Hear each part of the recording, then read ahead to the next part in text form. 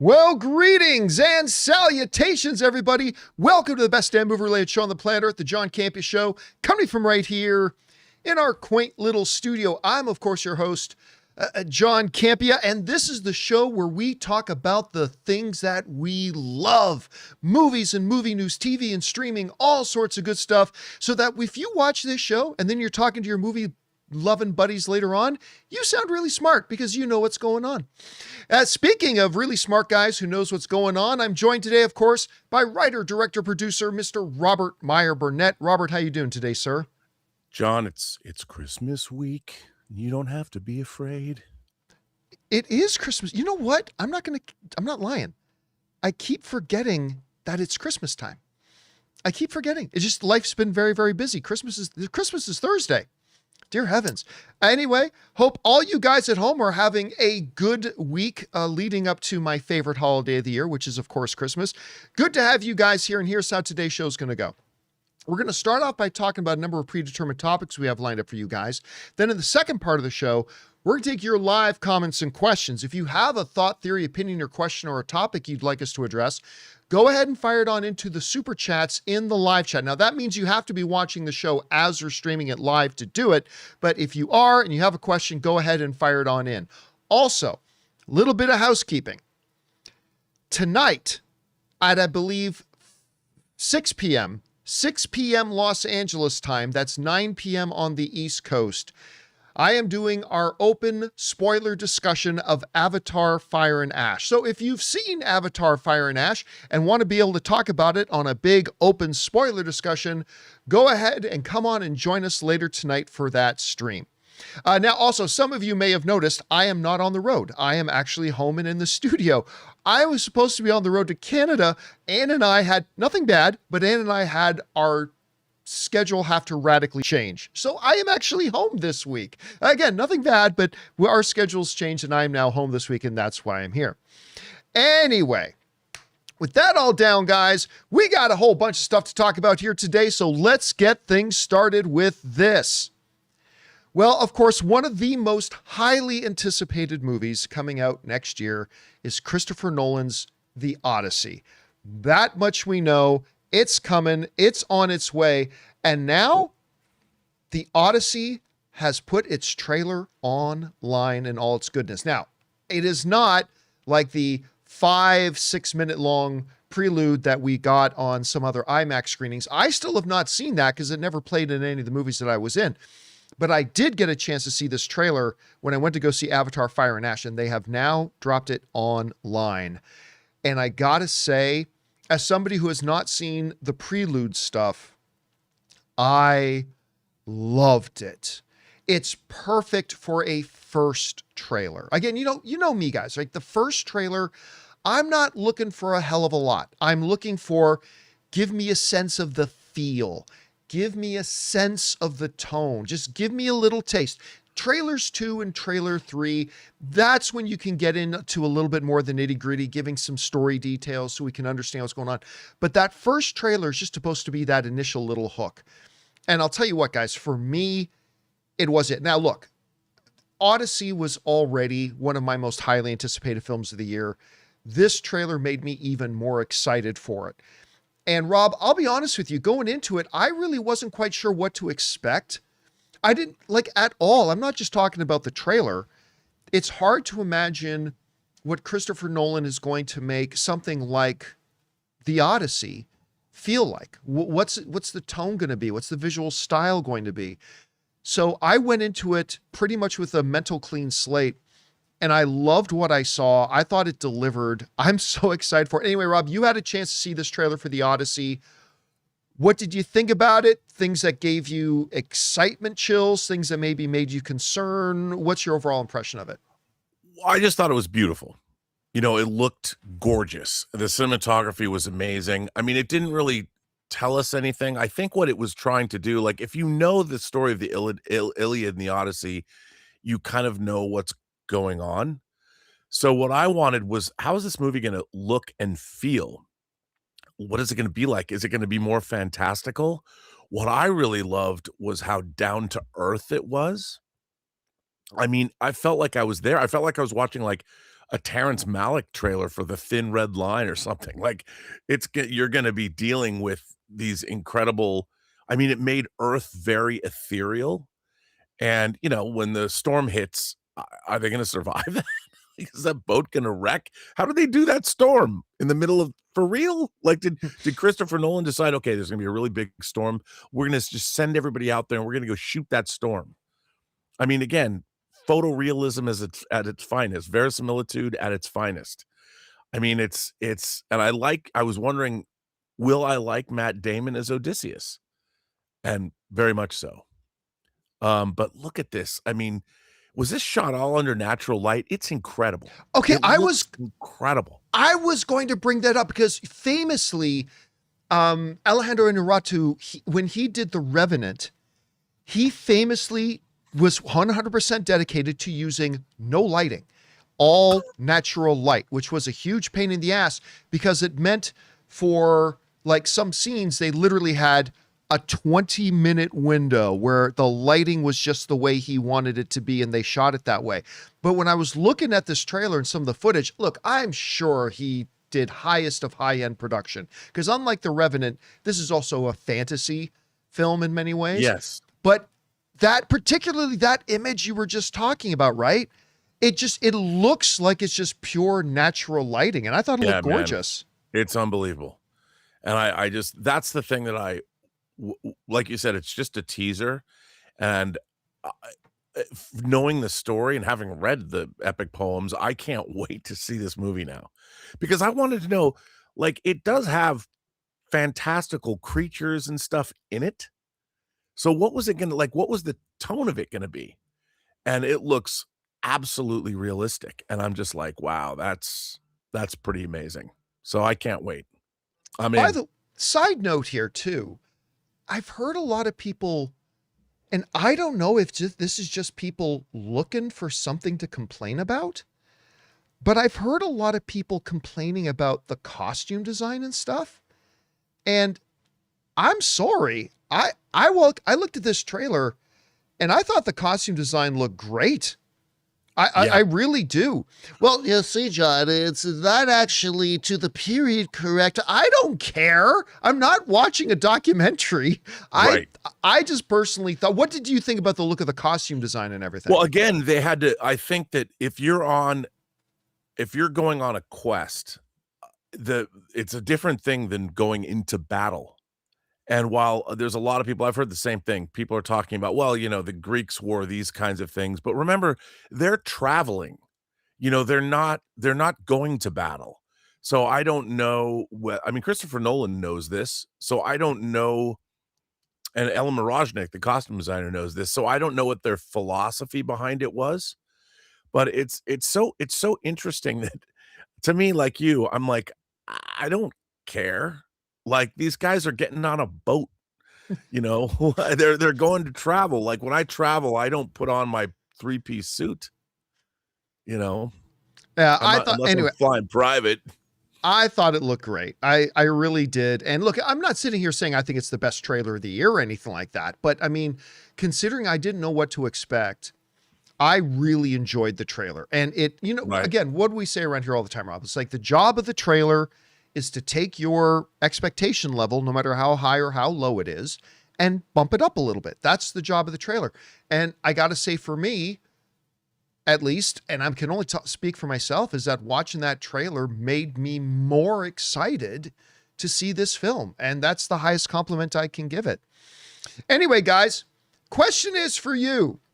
What did you think about the Odyssey trailer? I thought it looked great. Again, I'm not sitting here saying it's the best trailer of the year, but I thought it was really solid. It did the job. It made me more excited. What's really interesting too, besides the people we did get to see, Matt Damon and Tom Holland, a lot of people we didn't get to see, Robert Pattinson and many others. So I'm sure we're going to be in for a treat when we get the first full real trailer, which is normally the second trailer. But whatever you guys felt about it, jump down into the comment section below and let us know your thoughts. All right, guys. With that down, let's move on to this, shall we? Well, the end of the year is upon us, and pretty soon I got to put together here my favorite 10 films of the year and my least favorite 10 films of the year list. But, I thought it was interesting. Me and a friend of mine were talking about something else, and we were talking about, oh yeah, this guy had a terrible year. And it made me think about who were the big winners and losers in the world of film in 2025. Now, so I put together a little list here of 5 of the big winners of 2025 and 5 of the big losers of 2025. And I want to say this, just because somebody I think is a winner on this doesn't mean I think they earned it or deserved it. They just really came out ahead. And anybody I have on the losers list, I'm not necessarily even saying they did anything wrong. It's just that they ended up getting the short end of the stick. So with that said, I'm going to run down in no particular order. I'm going to start off with 5 studios, entities, actors, people that I think ended up being big winners in 2025. And I'm going to start off with our winners list. First one I'm going to mention here, James Gunn, Peter Safran, and DC. You guys know that the DC brand got completely run into the ground under the old administration when AT&T owned Warner Brothers, and they were doing the DCEU and it just didn't work. And I say that as somebody who loved almost all of the films in it, but the reality is it didn't work. It failed at the box office. It failed with a good chunk of the fans. And going into this year, the question was going to be, can they actually bring it back? Can they bring back positive vibes to DC? Can they make people excited about DC again? And they did it. They did it. And they took something that was with so many obstacles in front of them, so many hurdles they had to overcome, and they did it. Has DC now caught up with Marvel? No, there's still a long way to go, but this was a very, very important year for them. And I'm going to say that Gunn, Safran, and the new DC ended up on the winners list for 2025.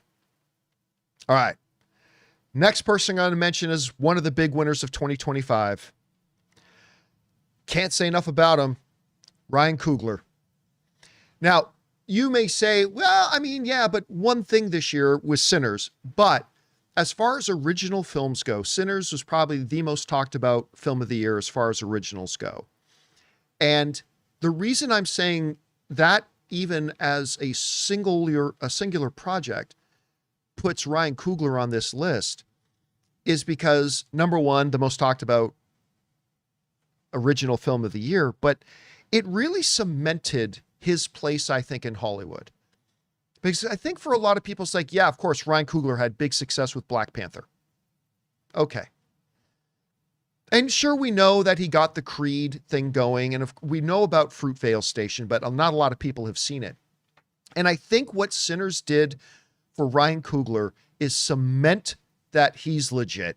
He ain't just some one-hit wonder that got lucky with Black Panther. Now people are actually going back. I've talked to a few people, Rob, that actually went back and watched Fruitvale Station because they saw Sinners. And I think this takes Ryan Coogler from being seen as just that comic book guy to, no, for real, what a lot of us have been telling you guys for years. This dude's one of the most talented guys in the business right now, and this is just a huge win for him. I'm sure he's about to get a Best Director nomination at the Academy Awards. His picture is going to be nominated for Best Picture. How many it'll win, I don't know, but I definitely got to have Ryan Coogler on the list. All right, that's 2 down. Here's who I think is another one of the big winners this year. Warner Brothers Pictures. Again, we kind of mentioned this with the DC stuff, but under AT&T, it cannot be stressed enough just how much damage was done to Warner Brothers under AT&T and just how far into the ground that AT&T drove it. The fact that they even still exist is a miracle. And what did they do in 2025 when it looked like all the chips were stacked against them and they had so many obstacles to overcome? With DeLuca and Abdi, they came out and broke the all-time Hollywood record for most films in a row to open to over $40 million with hit after hit after hit. And then, ironically, their streak ended with a film that's going to be one of the frontrunners for Best Picture, which was One Battle After Another. That's actually opened to under $40 million and broke their streak and it broke their record. But that film has got to be considered a front runner for Best Picture right now. So now they're looking at getting sold off for a ridiculous increase in valuation from where they were when they first started off as their own company. When you look at all of that, it's hard not to say that this was a great year for Warner Brothers. It really was. Came back from the brink of death, and now they're set up to transition into a new phase, and we'll see what happens with that. Okay. 2 more left that I'm going to call 2 big winners for 2025. And I wouldn't have predicted this one, but I have to say it. Zootopia 2 is one of the big winners of 2025. It's probably going to end up being the #1 film of the year. It's already sitting at 1.2, closing in on $1.3 billion at the box office for a franchise that a lot of people doubted we were ever going to get a sequel. Along it came, completely dominated the box office, and we're probably going to get a lot more Zootopia in the future. So I'm going to say Zootopia 2 is one of the big winners of the year. This last one I'm going to mention is going to catch a lot of you by surprise, but I'll explain why. I think one of the big winners of 2025 is an individual by the name of Jack Black. Because not only did he do the Minecraft movie, a movie that in my estimation had no business making over $200 million, and yet was basically right around the $1 billion mark. Not only was it that, he was still riding a lot of the momentum from the great success he had doing Bowser and Mario Brothers moving in, but he's also got now Anaconda coming, and this year he is now filming the next Jumanji movie. I'm just saying, it is really good to be Jack Black right now. It's really good to be Jack Black right now. So those guys are the ones that I'm saying are the big winners of 2025. James Gunn, Peter Safran in DC, in DC, Ryan Coogler, Warner Brothers, Zootopia 2, and Jack Black, I'm saying, are really big winners this year. All right. Let's now move into the losers. Now, let me reemphasize again. I'm not trying to cast shade on anybody in this list. Some people on this list ended up on the list through no fault of their own. Okay. I'm a big fan of some of the people on this list, as a matter of fact, but it is what it is. So here are 5, again, in no particular order, that I say ended up being big losers. And the first one's going to surprise you. And I'm going to say Will Smith. John, wow. Will Smith didn't even have anything come out this year. Exactly. And listen, and you guys know, those of you who watch my show for any period of time, you know, I am a fan of Will Smith. I mean, I completely hated what he did at the Oscars, of course, but he paid his penance. He went through, he suffered the consequences, all that kind of stuff. I still think he's a tremendous performer. That being said, this was the year for a rebound to start, and there was nothing. And as of right now, he's not even filming anything.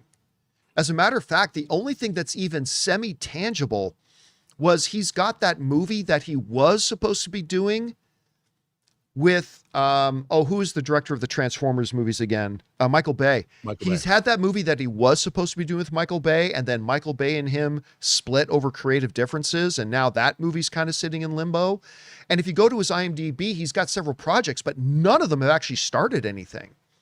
So while this was supposed to kind of be the potential year for rebound for Will Smith, it simply didn't happen. And nothing's really on the horizon at the moment. Now, of course, he's Big Willie. If anybody can make the comeback, it's him. But right now, I got to say that he's kind of one of the big short ends of the stick for 2025. All right. The next one, I'm going to say, had a pretty bad year. One of my favorite studios in the world, Marvel. I'm going to say they were one of the losers of 2025. I mean, because when you look at it, look, we are used to Marvel putting out, a spin-off movie of a waitress in the background of a Captain America movie, still making $700 million all on its own. But this year, Marvel put out 3 movies in 2025, and not one of them was able to even get to $550 million. Captain America made 415, Fantastic Four made 521, and of course Thunderbolts, which I think was the best of the three, my favorite comic book movie of the year, actually, Thunderbolts, only made $382 million. Now, while Captain America 4 was not very good, they started to build some momentum with Thunderbolts and Fantastic Four being really good films, but the reality is you have to go back a ways before you get to movies that made under $600 million for Marvel, and in 1 year, they cranked out 3 of them. Rob, something happened this year that we never thought would. 3 Marvel movies came out, 1 DC movie, and the DC movie made more money than any of the 3 Marvel movies. Who would have had that on their bingo card just a couple of years ago? Now, that's not to say Marvel can't rebound, come back strong. We got a Spider-Man movie coming. We got an Avengers movie coming. Absolutely they can, but that doesn't change the fact that 2025 was not a great year calendar for Marvel. So that's why I'm going to say that Marvel ends up as one of the losers of the year. All right.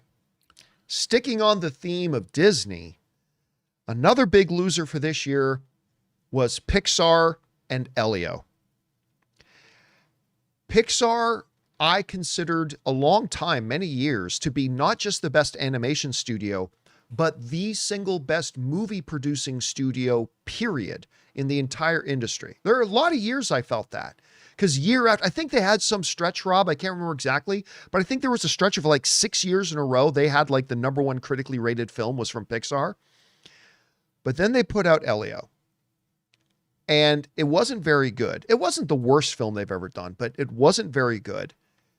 And Rob, I think it made somewhere in the neighborhood of like $165 million. Not $165 million opening weekend, not $165 million domestic, but around the $165 million range total worldwide. So I've got to have one of the big losers this year as Pixar and Elio. All right. Next one up. We got 2 left. This is a performer who I think is a fantastic performer and was kind of the victim of people wanting to scapegoat this person and did a lot of straw man arguments, stuff like that, but you cannot get around it. Rachel Zegler was one of the big losers of 2025. I mean, coming out of West Side Story, which she is incredible in, and as far as Hollywood actresses go, she's in the top 5 of any of them as far as being a singer goes. She is a legit global powerhouse singer. And then they did Snow White. And that movie was terrible. Really terrible. She wasn't all that bad as Snow White, but it was terrible. Then there was a lot of controversy that came afterwards, none of which was really her fault, just people wanting to make mountains out of molehills. But still, going into 2025, Rachel Zegler was one of those young stars we were going to keep our eye on. And as of right now, she has nothing coming out. Nothing. Not even if you go to her IMDb, nothing coming later. It's all quiet. Can she rebound? Well, listen, when you have her level of talent, absolutely you can. But has the failure of Snow White kind of buried that? Are people going to maybe stay away from her a bit? Maybe. So, but I got to say, while I'm a fan of hers, Rachel Zegler is definitely one of the losers of 2025. All right. Last one on my list here for losers of 2025. Another person that I am a big fan of, but oh boy, 2025 was not their year from a certain point of view. I'm talking about one of my favorite guys, Dwayne "The Rock" Johnson. Because it's really on 2 fronts. First of all, there was the Smashing Machine, which on one hand got him the most praise he has ever had for his acting. That much is true, and that's great. But unfortunately, while he was receiving a lot of praise, it seemed, Rob, that people were so busy praising his performance that they forgot to go see the movie. Because nobody went to go see the Smashing Machine. Nobody went to go see the Smashing Machine. It was one of the biggest flops of his career. But it's more than that. From a PR and a personal image point of view, 2025, I think, was the hardest year ever for Dwayne "The Rock" Johnson's perception. Just even his image. has taken a pretty good beating this year, where he is not held in the same regard nearly as much as he was even just a full year ago. So while he's getting a lot of praise for that, I don't, for at least for his performance, this was not a great year for him. And it's going to be interesting. We've got, of course, Moana, the live action coming out. We got a new Jumanji filming. Maybe 2026 can turn those things around. But 2025 was not a great year for Dwayne Johnson. So again, I'm going to say the losers of 2025, some through no fault of their own, some it was, Will Smith, Marvel Studios, Pixar/Elio, Rachel Zegler, and Dwayne "The Rock" Johnson. Anyway, Rob, that's my list of some of the notable big wins and some significant big losses in 2025. Are there any on my list that stand out to you? And are there any names that you would add to either the winners or the losers list that I hadn't thought about? Yeah, I mean, I have to concur with my esteemed colleague. I think those are all good choices. I have a few more I'd like to add to your losers and winners. Do you want me to start with winners? Start with winners. Zach Kreger, director Zach Kreger. Oh, great choice. Great pick. You know, $38 million spend on weapons, wins over $250 million. He has Resident Evil is in production now. He has a movie at Netflix. Let's call it the space movie that I really want to see made, but he couldn't come to grips with them making it because he wanted it theatrically released. Well, if this deal goes through with Warner Brothers, all those problems are solved. And in addition to that, he also signed up. He's producing right now. He's producing a movie called Torso. That's the story of what Elliot Ness did after the movie The Untouchables was over, when he went to Cleveland, Ohio, and went after a serial killer. So he had a great year along with Ryan Coogler, and also his posse made Companion, and he's got deals all around town. So he did very, very well. I would say, do I keep going? Let's see. Do I keep going winners? I'll tell you. Sure. I think that you've got to give it up for Pam Abdi and Mike DeLuca.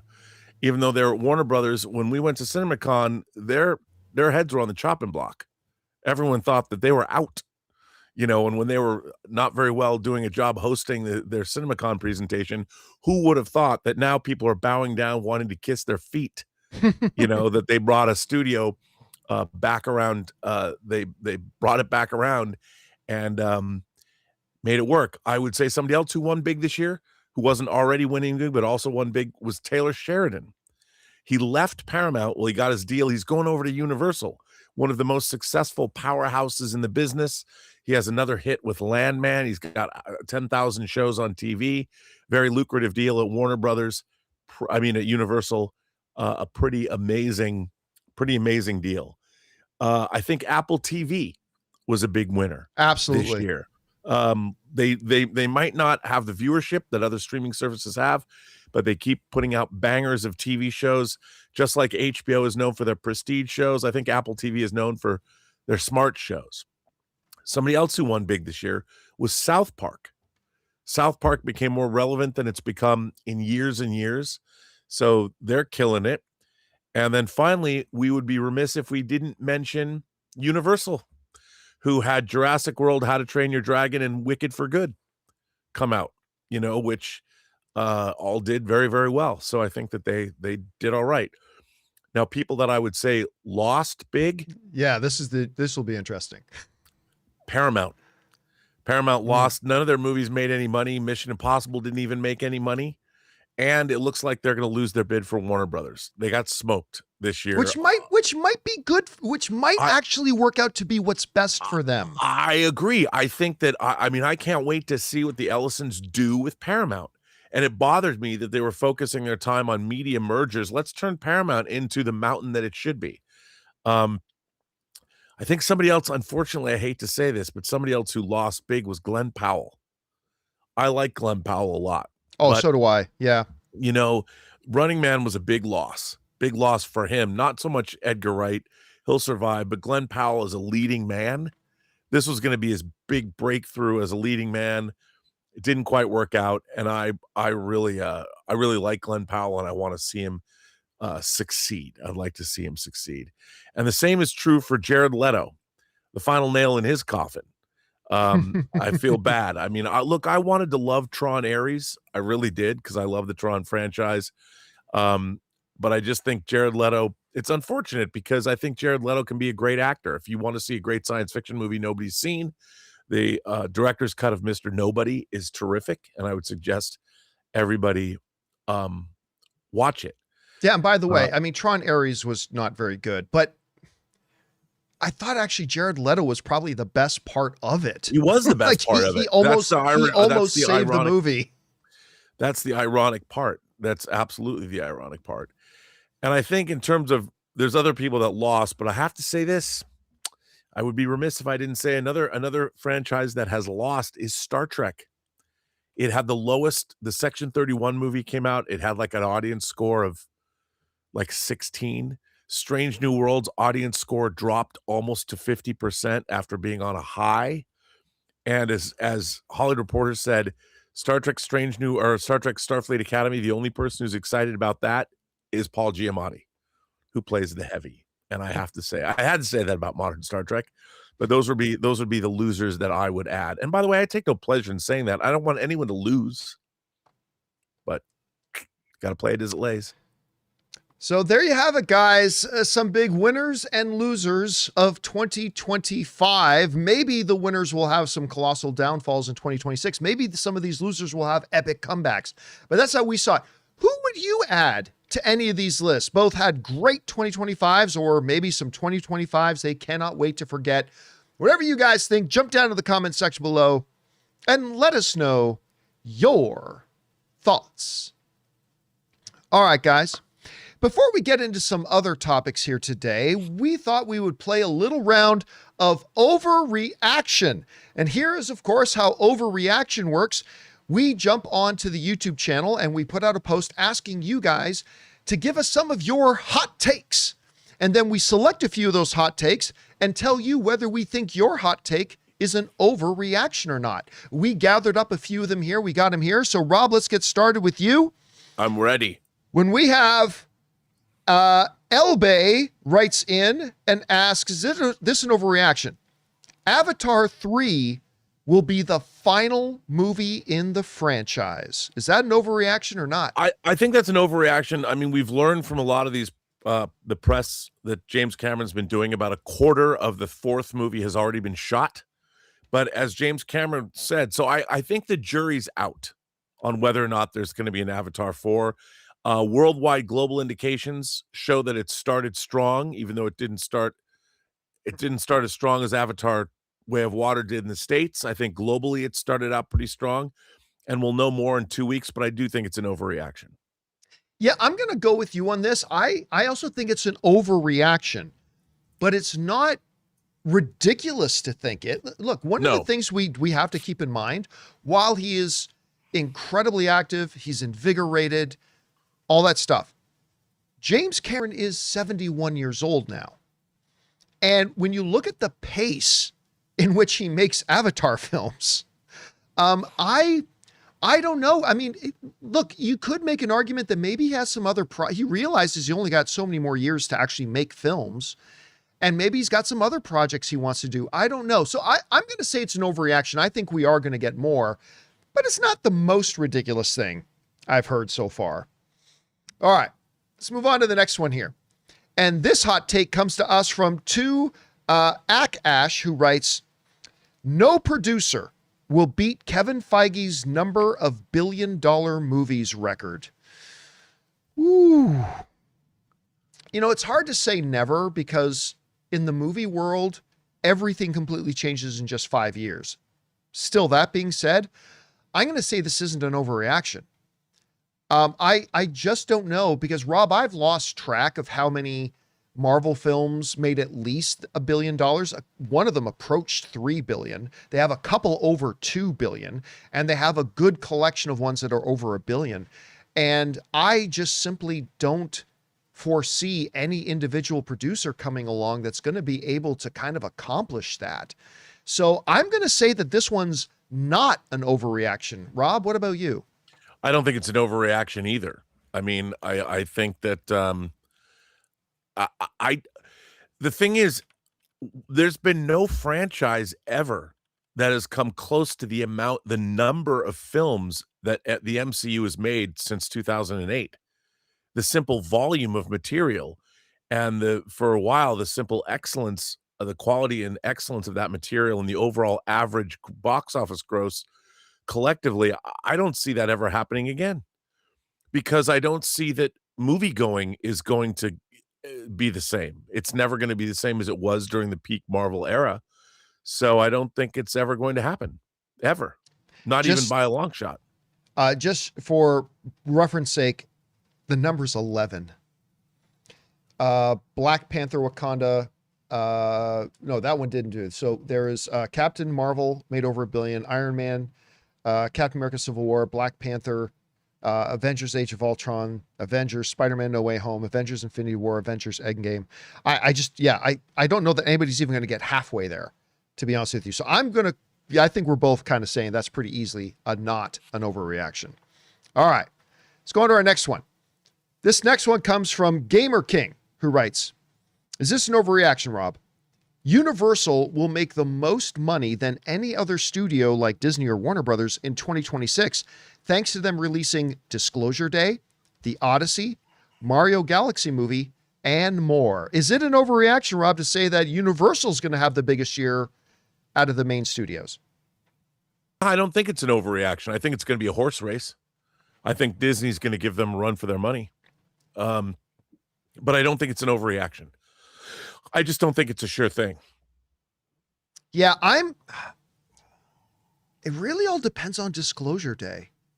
I don't know if Disclosure Day is going to be a $300 million film or a $1.3 billion film. I really don't know. Okay, you know what? I'm going to lean towards saying it's an overreaction. I'm going to lean towards that, and here's why. Disney, if you take everything out of the equation, everything else out of the equation, Disney's got Avengers Doomsday and Spider-Man Brand New Day coming out. And that alone, and let's call it. Christopher Nolan has never made a $1 billion film that wasn't called Batman. I don't think the Super Mario Brothers movie is going to make as much as the last one did. And Disclosure Day is kind of a wild card. Again, that could be the difference maker. But for now, I'm going to say it's an overreaction to think that Universal will be the top studio box office grossing in 2026. We'll see how that turns out. All right, let's move on to the next one here.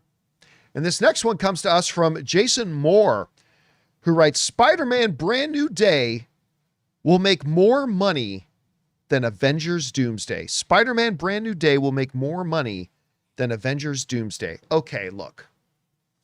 I actually did an editorial video last night called Avengers Doomsday Has a Fantastic Four and Thunderbolts Problem, in which I laid out that this Avengers movie is facing some significant obstacles that other Avengers movies haven't faced. And it's going to be challenging. But those challenges can be overcome. And at the end of the day, while Spider-Man Brand New Day is going to make a lot of money, I think it's an overreaction to say it's going to make more than Avengers. I just can't see it. Even with the challenges Avengers is going to be facing, Rob, and it does have some significant challenges, but it's still Avengers. You got Robert Downey Jr. back. You got Chris Evans back. You've got Thor back. You've got like all this stuff going on with one of the most epic, based on one of the most epic comic stories ever told, all in there. And who knows, maybe Spider-Man. But anyway, yeah, Spider-Man's going to make a lot of money, but to think it's going to make more than Avengers Doomsday, I'm going to call that an overreaction. Rob, what about you? I think it's an overreaction as well. I mean, the thing about Avengers Doomsday is you have 4 Avengers movies to look at, and you have all of the Spider-Man movies to look at.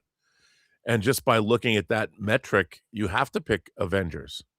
And I think, though, that you're correct, however, that the one thing that this Avengers movie has going against it is the Marvel Cinematic Universe itself is not as beloved as it was 6 years ago or now 7 years ago when Infinity War came out and Infinity War and Endgame.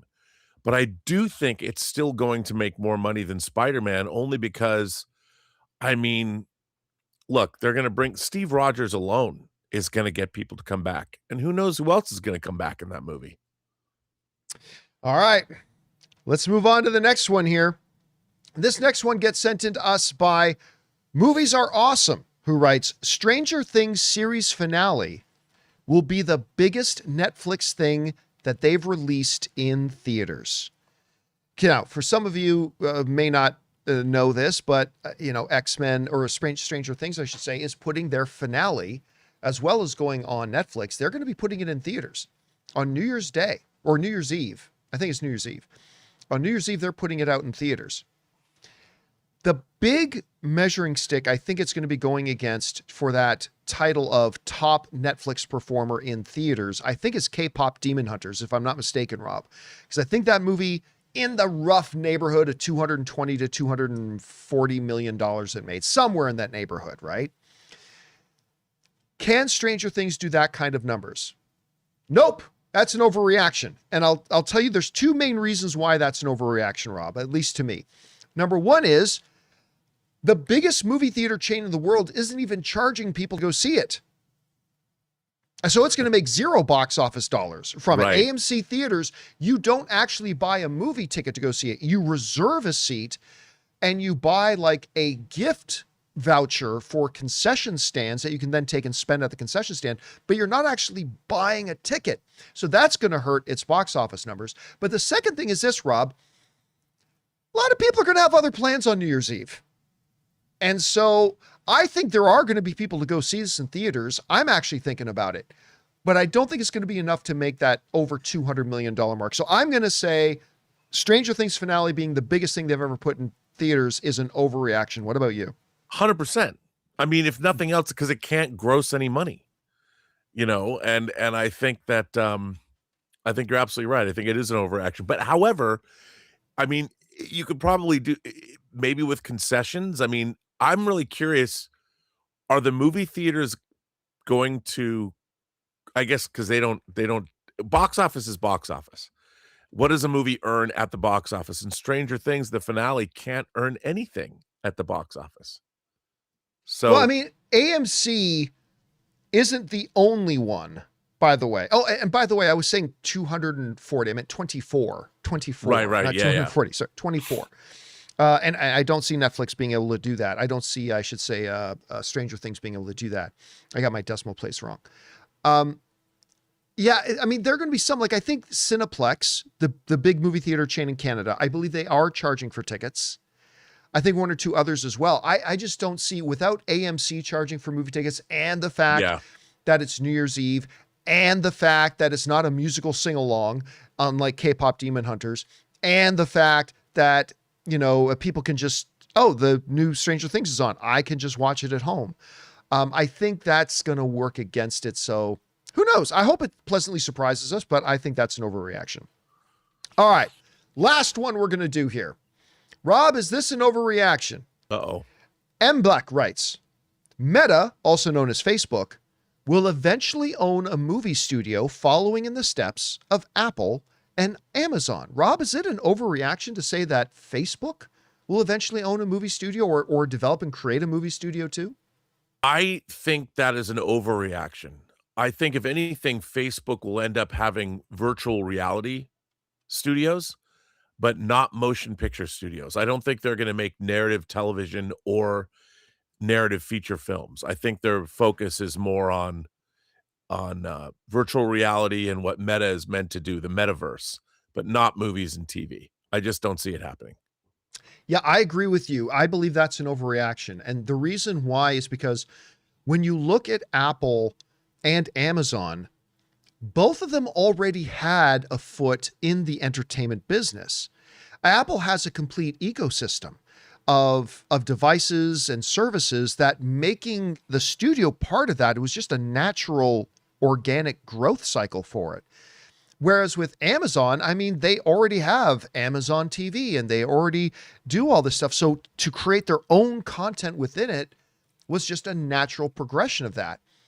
I don't see that same sort of synergy with Facebook at all. I don't see how Facebook has any connection in the entertainment world that developing or buying a studio would become a natural next step for it. So I'm going to say it's an overreaction. I don't think we're going to see it.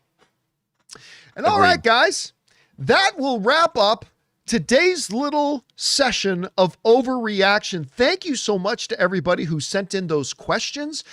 Keep your guys' eyes open on the YouTube channel for when we do put out a call for submissions, and maybe you'll see your hot take on the next round of overreaction.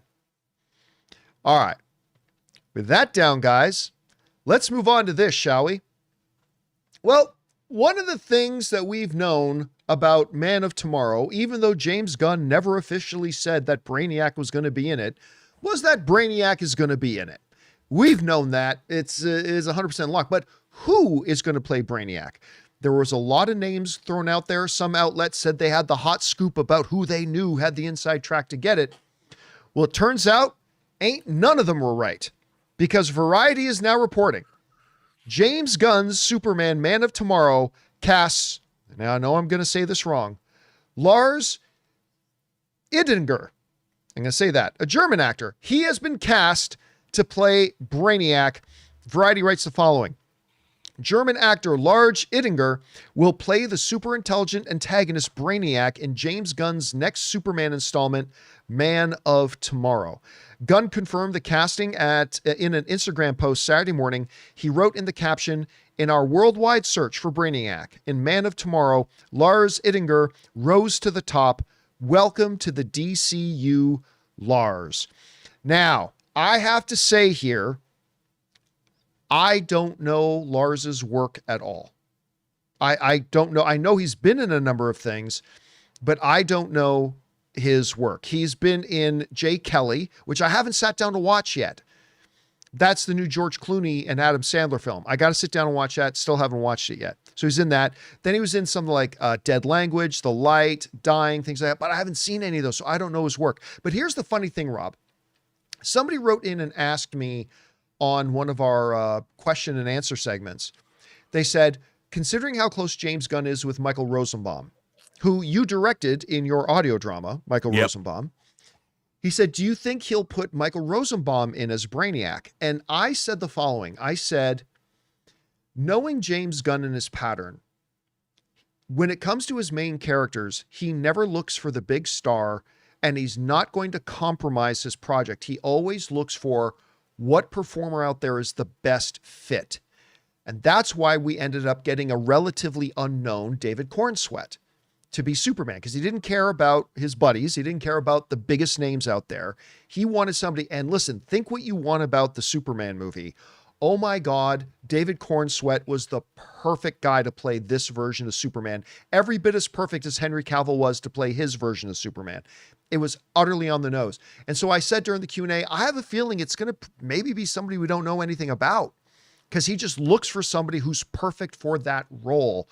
And sure enough, here we are, and we've got it. Rob, what do you think of the casting? And now that James Gunn has officially confirmed that Brainiac is indeed our antagonist, what are you expecting out of that?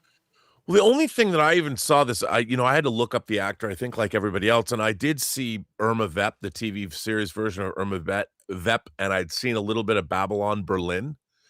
But other than that, and he was in those, what I love about this is I think James Gunn's probably found somebody who delivered a pretty extraordinarily unusual performance as Brainiac. And that's what he's good at.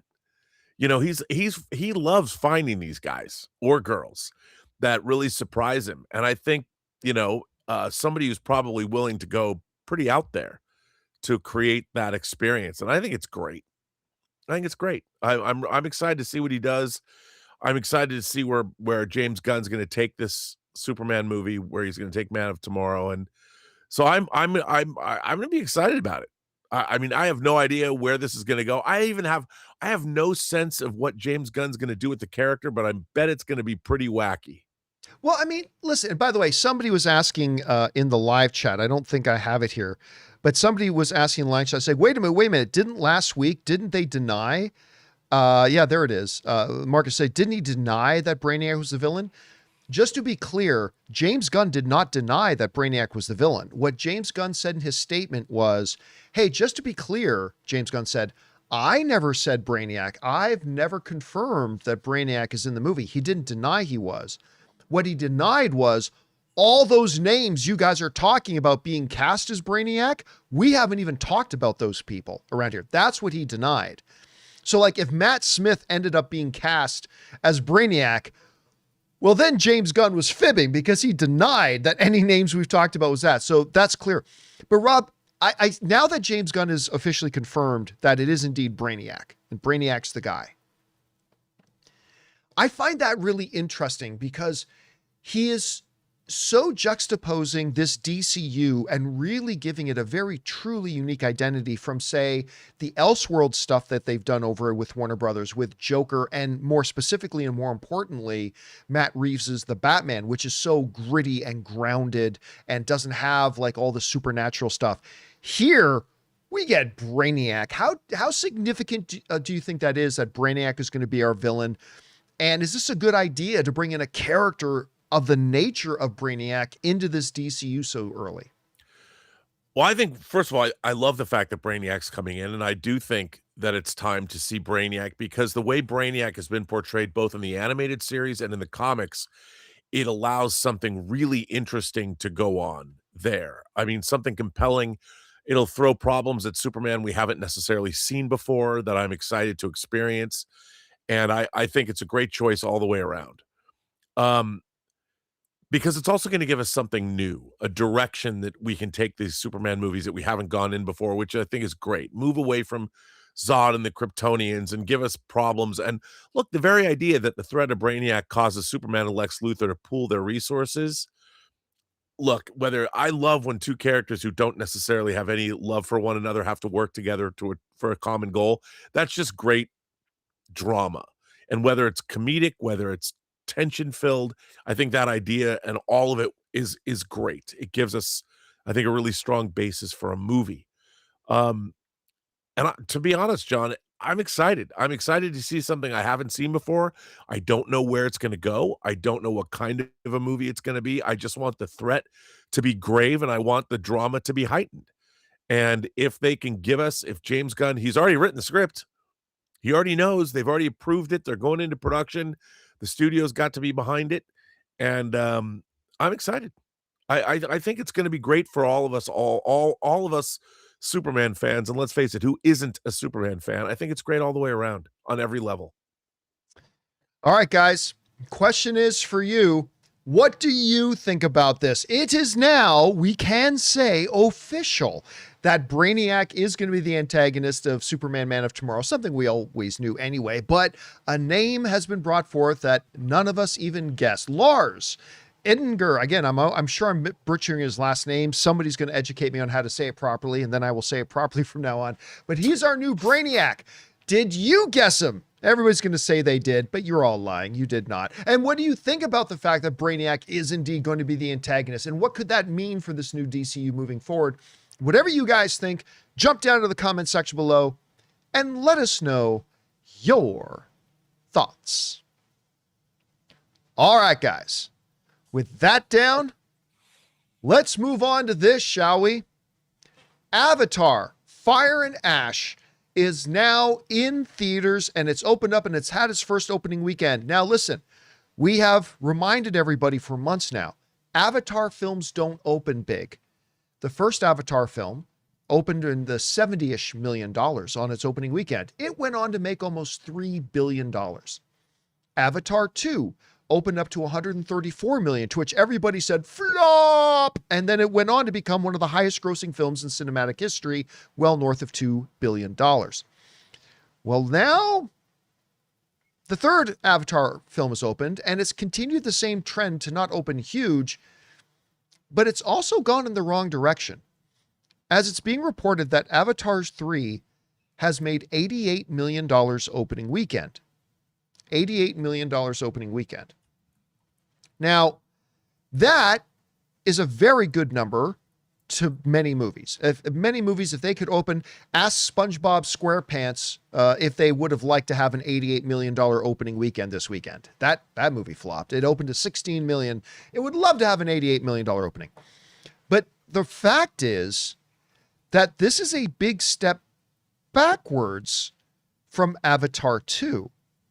You know, the first Avatar, it only opened to 77, so we knew that. But Avatar 2 took a big jump up to 134. Again, not as big as you might think for a film that went on to make over $2 billion, but still it went in that direction. Made 134 million. Avatar 3, by making $88 million, that represents a 35% decrease from the opening weekend of Avatar 2. Now, there are a couple of caveats to go along with this, obviously. One is the wait between Avatar 1 and Avatar 2 was far more significant. So that's a big one to have. Another caveat, not as many people go to the movies today as they did before, but it's not 35% less. And again, Rob, while nobody should panic and nobody should be jumping off the Titanic here, all Avatar films open modestly. That's been their pattern, and it's all been about their legs, and they become the biggest films of all time.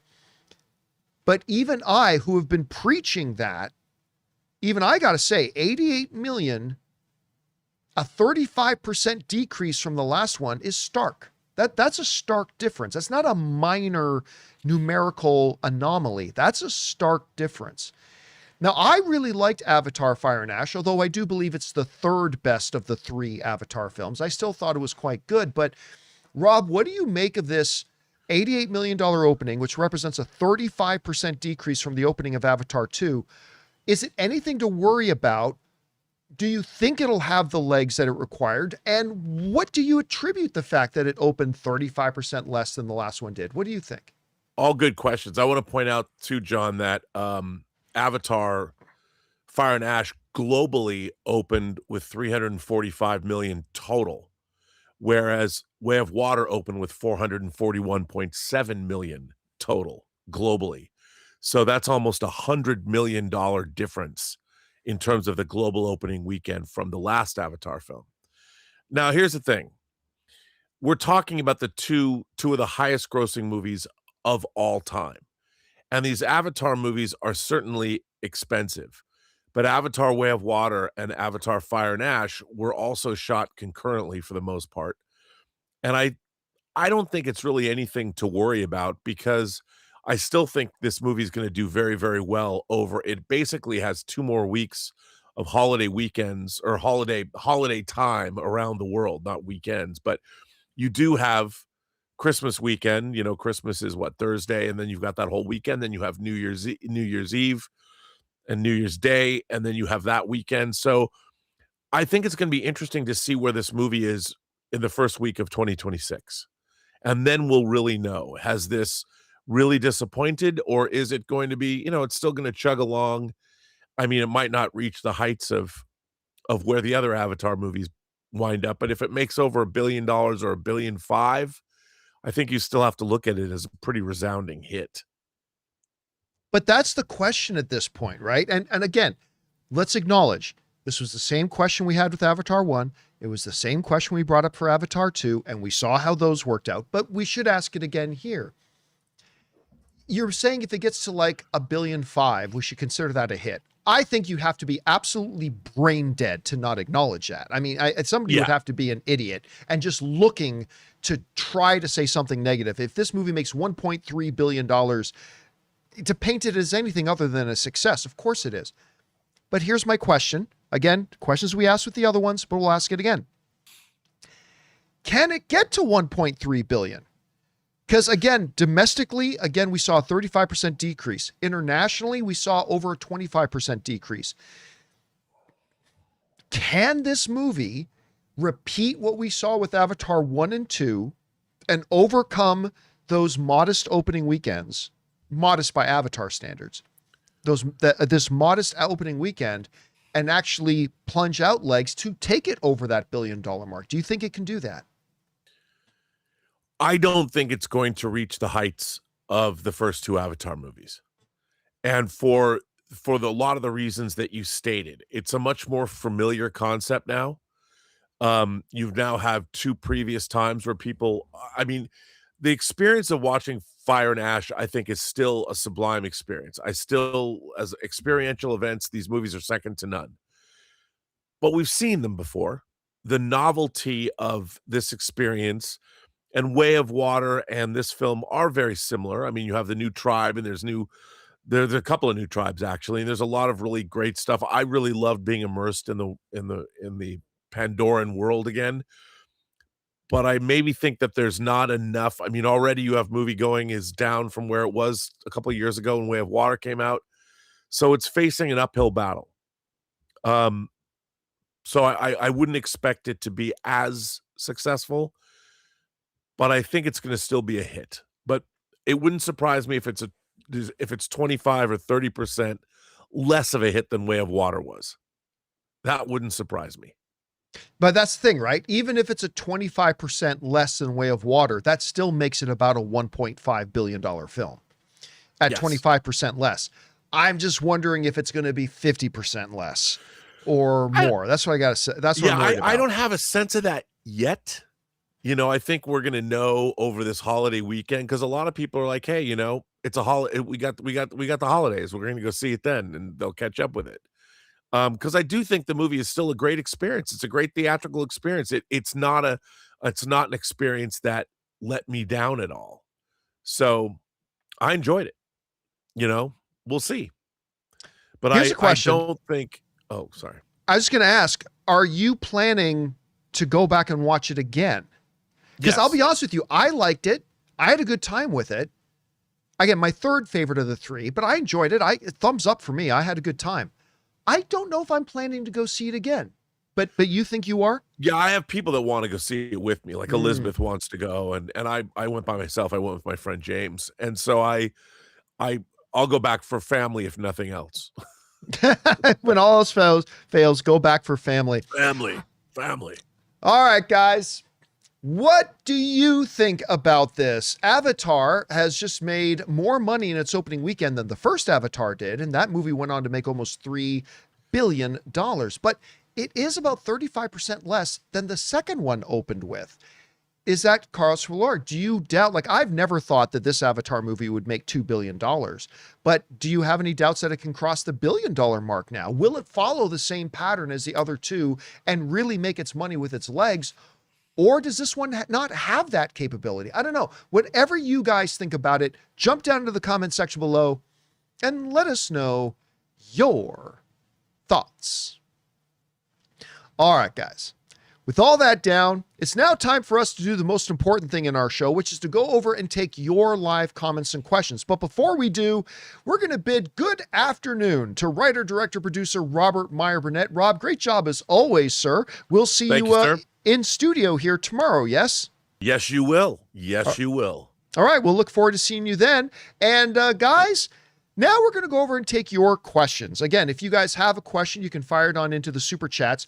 I am going to let you know we have a lot of them in there already, so I'm going to turn off super chats in the next 2 to 3 minutes. So if you've still got a question you want to ask, you got 2 to 3 minutes to fire in a question, because then I'm going to be turning them off because we've already got a lot of them. All right. With that all said and down, let's get over to your questions here, shall we? And who are we starting off with? We are starting off with, if I can find them, I think Jalen Johnson. Yes, and Jalen writes, not sure why some people are upset about Steve Rogers coming back when nobody went out and supported the new characters, Marvel's Thunderbolts, Cap 4, etc. Yeah, I mean, I don't get that either. Because it's not like Steve has been gone forever. And by the way, Steve Rogers has been around in the comics for generations. I don't get this whole thing about why can't you bring him back? He's never really been gone anyway. So I'm with you on that. I've never understood. Now, I understand a lot of other critiques and concerns about Marvel. I've talked about a lot of them myself, but that's one that I've never really got the logic behind. But that's just me, Jalen. All right, next up. Alan S. writes, this weekend I saw Zootopia 2, Avatar 3, and Wake Up Dead Man. All were great. I love Benoit Blanc, and I really want another movie with him. Listen, man, I got to tell you, these are becoming like real favorites of mine, these Knives Out movies. I have loved all three. All three have been unique and different.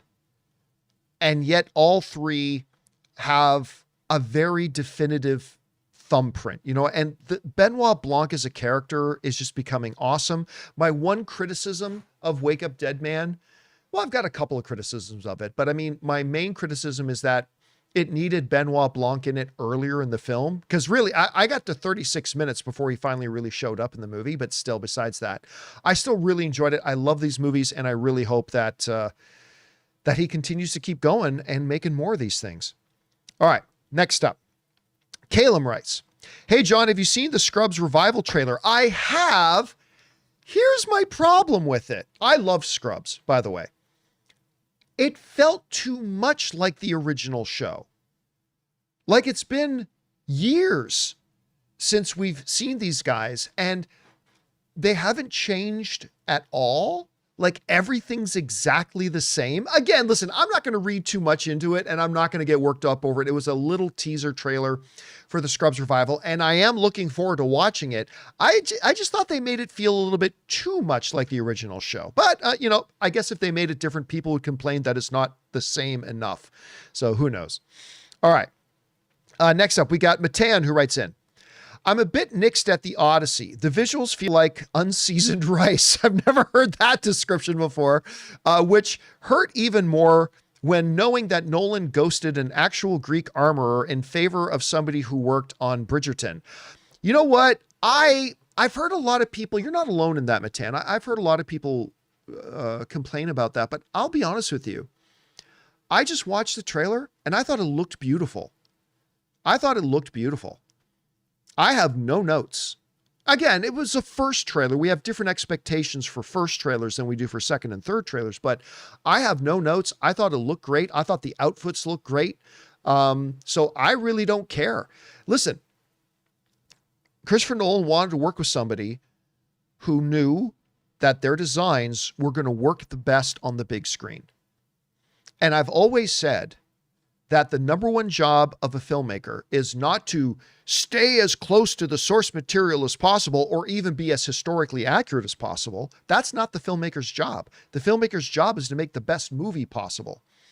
And to me, I have no notes. I thought it looked great. But again, I'm not saying if any of you guys have a problem with it that you're wrong. I'm just saying I don't share that same concern. For me, it worked perfectly well. All right. Thanks, Patan. Next up, Luis Hernandez writes, I watched Avatar a second time this weekend. There is many unnecessary action shots that do nothing to advance the story other than flex the badass special effects. Spider character is terrible. Ooh, I completely disagree with you about that. You had me there for a while. I was with you on there were a few unnecessary scenes. That I said in my out of the theater reaction, 100% I agree. I think there were a few scenes in there that simply did not need to be there. If the movie was 2 hours and 10 minutes long, I would say, yeah, keep them in there. But at 3 hours, practically, the unnecessary scenes should have been cut out. So I'm with you on that. I completely disagree with you on the Spider character. I love that character. Like that, I find that character really enjoyable. I think he adds a lot to the whole mythology that's going on there. I think he adds a whole new dimension to even the Iowa mythology and everything. So I think the performance is really good from the kid. So I'm going to disagree. I'm not saying you're wrong. I'm saying I disagree with you. My perception of it was very different than yours on that, but I agree that they could have cut some scenes. All right. X-Men Superfan writes, what type of musicals do you prefer? The musical created for film, adaptations of stage musicals, or jukebox musicals? Honestly, the answer is none of the above. I don't have, like, for example, you take something like The Greatest Showman and Moulin Rouge. These were like made for the big screen, right? But then you look at something like Chicago, which was adapted from a stage musical. I don't really think one is better than the other. I look, honestly, when I look at a musical myself, I don't have in my head, was this on the stage first or was this made right? I really don't. I just look for, is this individual movie good? And is it great? So like, honestly, for me, it's a good question, but like for me, I really don't have a preference. I just evaluate each movie on its own merits and I kind of go from there. All right. Next up, Mike Hazley writes, if you had the whole family and all your friends sitting down for a Christmas Day movie and you got to choose the film, what would you all be watching? Merry Christmas, everybody. You know, some of you know what I'm going to say here, but my favorite Christmas season movie changed about 3 years ago. And I'm not kidding. No facetiousness here. My favorite Christmas movie now is James Gunn's The Guardians of the Galaxy Christmas special. It's actually my favorite now. I loved it. It's one of those situations where I had to eat some crow because I'm like, what's the point of this thing? Like before I watch it, I'm like, what's the point? First of all, it's being dumped right on Disney Plus, so there's no way for it to make money. It's some little 45-minute dredge. It's like, this is ridiculous. And I had ghosts of the Star Wars Christmas special in my head. And I thought, this is just a bad, I mean, I love James Gunn and I love the Guardians of the Galaxy, but this is a bad idea. You shouldn't be making this thing. And then I watched it and I loved it. So yeah, if my whole family was over this Christmas, we're sitting down, I'm putting on the Guardians of the Galaxy Christmas special. That's what I'm putting on. All right. Thanks, Mike. Next up, Lucky Productions writes, John, I had a movie time for 2 hours and 55 minutes for Avatar. Walked in at, a movie time of 2:55 p.m. for Avatar. I walked in at 3:12 and the movie had already started. What's going on? I missed the first 5 minutes. Okay, I'm not going to launch into my whole normal rage fest about this. But if that had been me, I definitely would have called for the general manager and very calmly and politely expressed to them that I, as a customer, am extremely disappointed that you guys waste our time. We pay you to be here and you force these commercials down our throats. And now you make it inconsistent about how long those run. So if I want to avoid the commercials, I'm running the risk of missing some of the movie. You need to be consistent about when the movie starts, because I would be pissed. I'm not going to lie to you, man. It's one of the most frustrating things, completely pisses me off, and they need to change that because you're less likely now.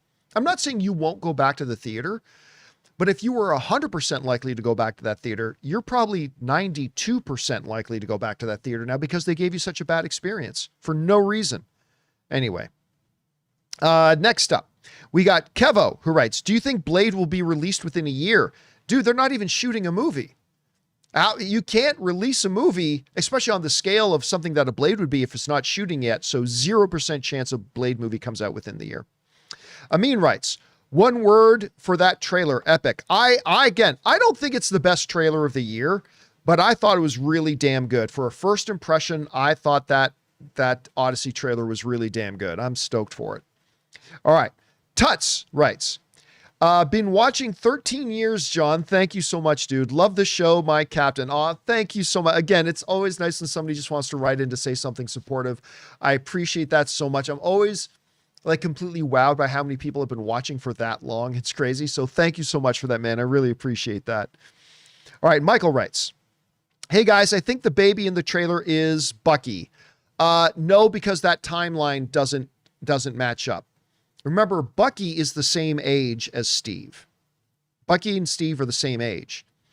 So it does not line up time-wise. The child cannot, therefore, be Bucky because Bucky was alive long before Steve Rogers ever got together with Carter. So that doesn't work, unfortunately. All right.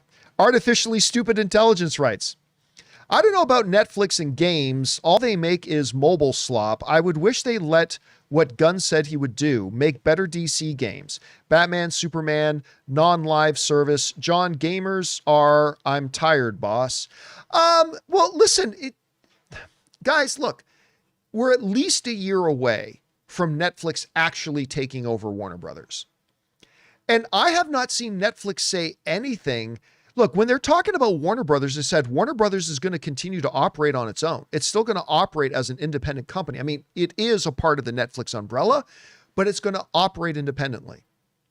I don't see any reason to believe that they're not going to do the same for their gaming division.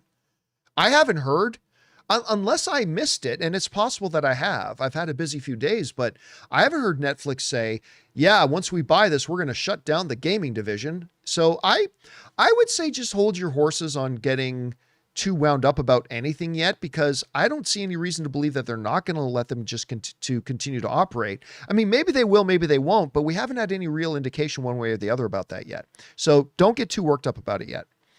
All right.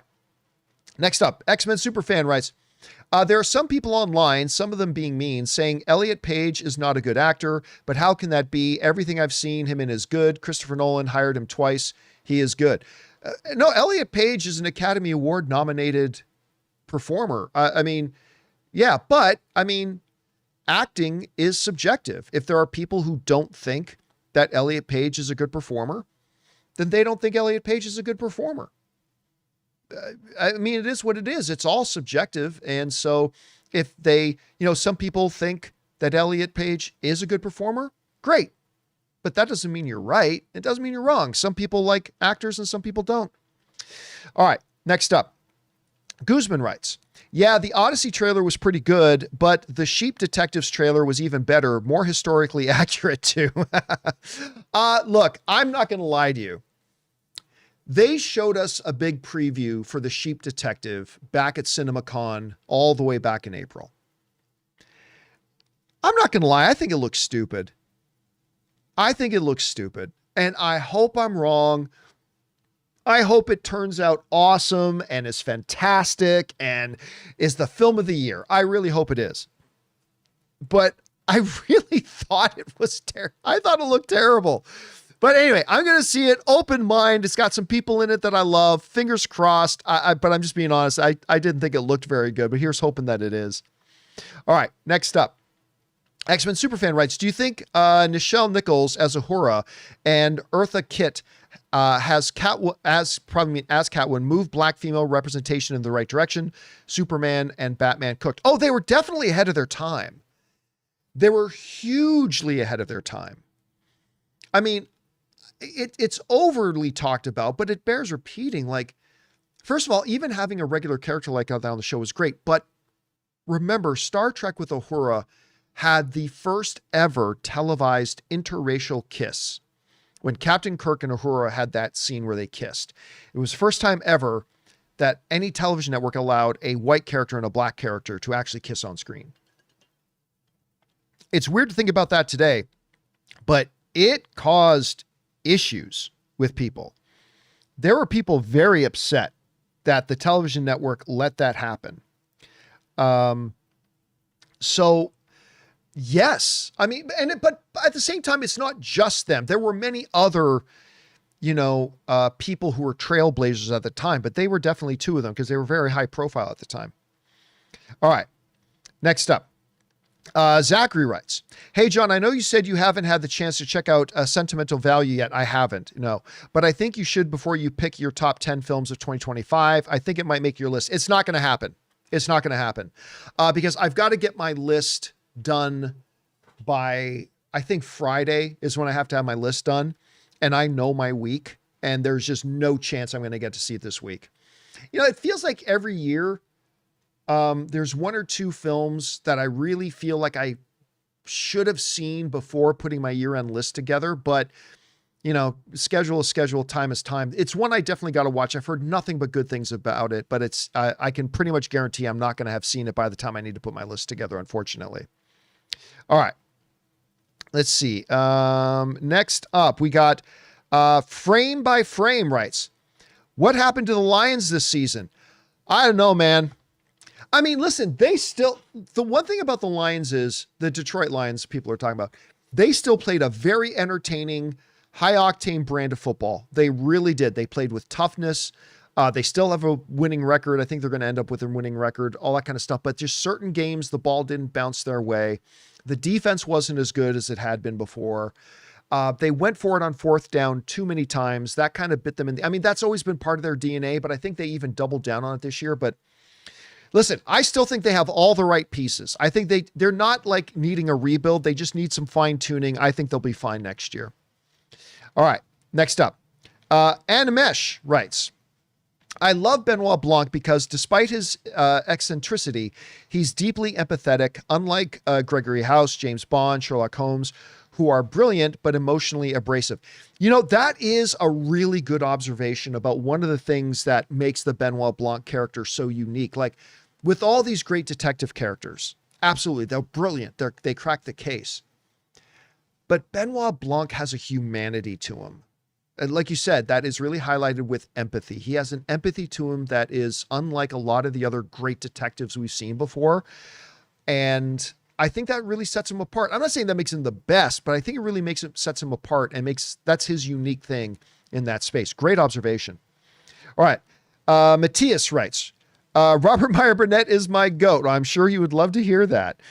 NMS also writes, also felt Knives Out 3 was the most emotional yet funniest of the trilogy. The humor coming from small, subtle gags, especially from O'Connor, Glenn Close, and McCormick. I don't agree. Like, again, I loved Wake Up Dead Man. I thought it was great. But I don't think it was nearly as funny as the first two.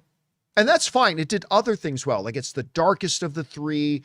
I mean, I think it has some better dramatic elements. But if we're just talking about the humor aspect, I think the first two did a better job of it. Don't get me wrong. There were some very funny moments in Wake Up Dead Man, and I love the movie. But I personally still think the other two were funnier. But that's just me. All right. Next up, M. Jada writes, interesting that poster is Agamemnon and not Odysseus.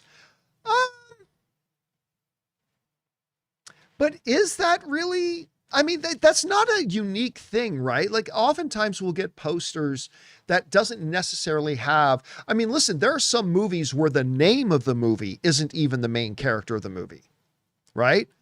Like, we have seen a number of movies where the name of the movie is not the name of the main character. So that happens. So I don't think it's all that unique. And again, I don't think that this is going to be the official poster by the time the movie comes out. I think we're probably going to get something else, but I like this first look at this poster. All right. Agamemnon, King of Kings.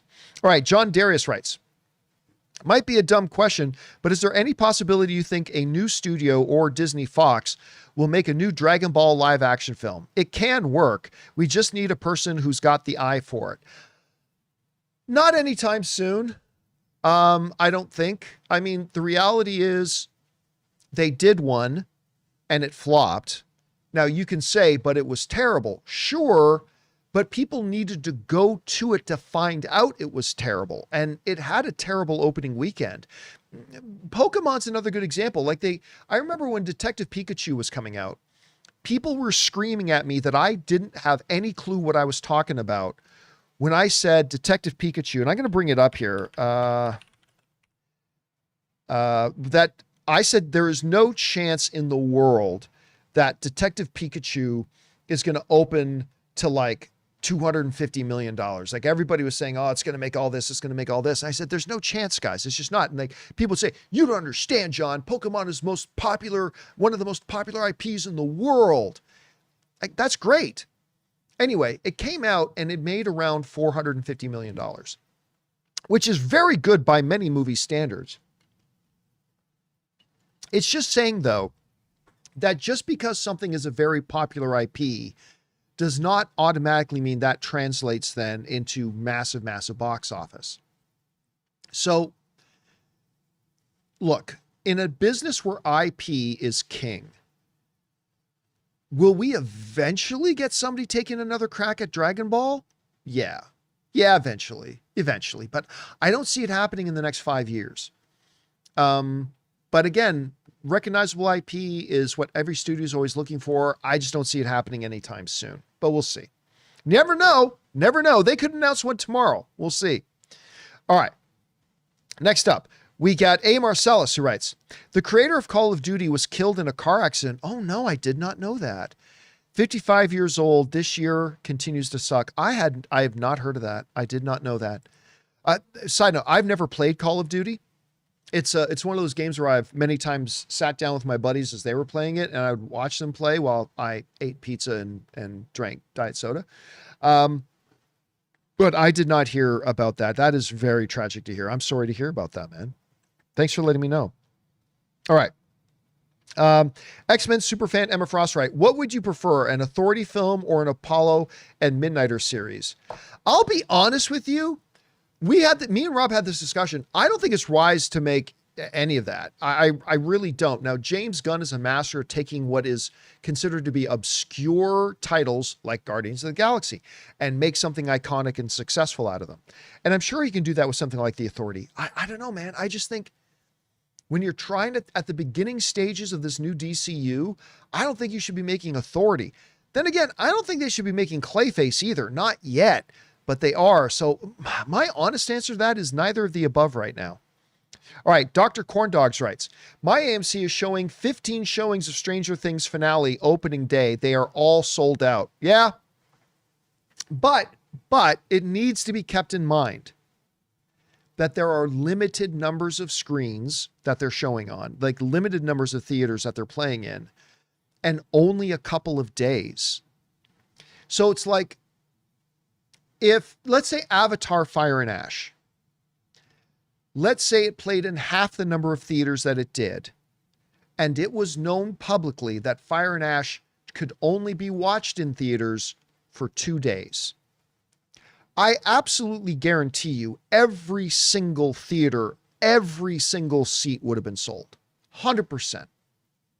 So, I mean, it is noteworthy, but I wouldn't read too much into that at the same time. Like, don't think, oh my God, if this was like a regular thing, it would have made $200 million. No, not necessarily. There are some asterisks there, but it is at least good, showing that people are interested in going to see it. All right, Josh Ward writes, I feel like the Chris Evans reveal would have been much more impactful ending Chair Watch instead of RDJ. Still not ideal, but better than the teaser. No, listen, Chair Watch fucking sucked. I mean, I'm not going to mince words. Chair Watch was the fucking stupidest thing Marvel ever did. It was the worst and dumbest idea they have ever had. Literally just putting out a trailer with a blank piece of paper where a hand comes in and writes all the names out in 3 minutes. That would have been better and more effective. Chair Watch sucked. And I hope they never do it again. And this is the thing. This is where there people don't get it. Like Michael is saying, it worked. No, it didn't.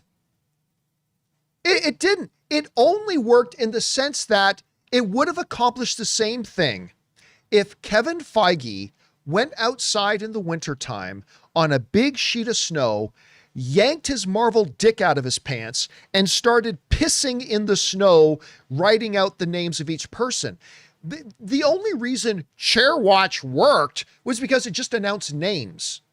That's it. Anything they did announcing names would have done the same thing. I could take a dump on the floor, dip a quill pen into my crap and spell out in letters of shit the name, and it would have worked better than fucking Chair Watch did. Chair Watch was disturbingly terrible. Such a waste of time. Anyway, so listen, as far as the actual Captain America teaser goes, I was just underwhelmed by it. Like, I don't think it's bad. I was just underwhelmed by it. And I'll tell you what else. Here's an interesting thing about this Steve Rogers trailer. It shows, I think, Marvel might be a little out of touch with what their standing is right now. I don't know if Marvel is fully aware that they're not as popular as they were 4 or 5 years ago, that their fans don't hold them or have as much goodwill towards the brand as they did 4 or 5 years ago. They seem to think that we are still the most important thing and the most popular thing in the world.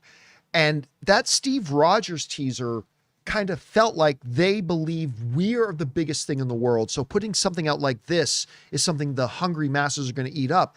And I feel like they're not aware of the fact, or they're acting at least like they're not aware of the fact that you think that today you just need to say an Avengers movie is coming and it's going to make 1.8 billion just like that, you're going to have to work a little bit for it. And so again, I don't think that there was anything wrong with the Steve Rogers trailer. And again, that's my favorite MCU character. I'm so happy that Chris Evans is back. I can't wait. But I was just underwhelmed by it. And I think it shows a little bit of hubris. I honestly think it shows a studio that has a lot of hubris and maybe not as deserved right now. Anyway, next up, X-Men Superfan writes, who do you think is the better to bring first to the DCU, Batman or Wonder Woman? It doesn't matter. It really doesn't matter. I mean, they're both members of the Trinity, right? So they're on equal footing as far as I'm concerned. And then Batman, I mean, is arguably the most popular comic book character in the world, but it all depends on how you're setting up the story as far as bringing them. So I just don't think there's a flat answer to, do you bring in Batman first? Or do you bring in Wonder Woman? I think it's a coin toss. And I would say James Gunn should approach it in whichever way makes more sense to developing the overall DCU. If it does more to develop the universe to bring in Wonder Woman first, do that. If it does more to develop the universe to bring in Batman first, do that. But other than that, I think they're pretty much on equal footing. And all right, guys, that'll do it for today's installment of the John Campea Show. Thank you so much, guys, for being here and making our little show part of your day. Big special thank you to all you guys who sent in questions. Number one, because you gave us great fun things to talk about. But number two, you supported this channel as you did it. And all of us involved with the show, thank you guys so very much for your support. Of course, once again, big thanks to Robert Meyer Burnett for being here. We'll look forward to seeing you guys again tomorrow because Jonathan Voico is going to be back in. Rob's going to be here. But again, don't forget, later tonight, 6 p.m., we are going to do our Avatar Fire and Ash open spoiler discussion. So if you want to talk about Avatar Fire and Ash, the good and the bad, in a full open spoilery way, that's the place to do it. So I'll see you guys later tonight. That'll do it for me for now, guys. Thanks a lot for being here. And until next time, my friends, bye-bye.